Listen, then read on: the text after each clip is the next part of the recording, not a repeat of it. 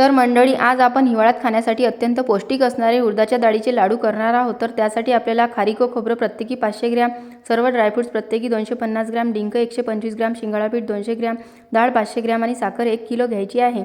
सगळ्यात आधी खारीक व खोबरं हलकंसं भाजून घ्यायचं आहे। नंतर कढईमध्ये तूप टाकायचं आहे। तूप गरम होईपर्यंत गिरणीमधून दळलेली उडदाची डाळ काढून घ्यायची आहे। कढईमध्ये उडदाची डाळ टाकून भाजून घ्यायची आहे।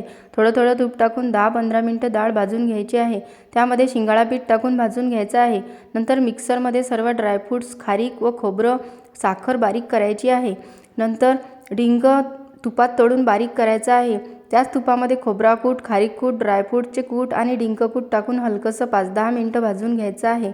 नंतर मिश्रण थंड झाल्यानंतर आपण भाजलेल्या उडदाच्या डाळीचे आणि शिंगाड्याचे मिश्रण व पिठी साखर टाकून मिश्रण एकजीव करायचं आहे।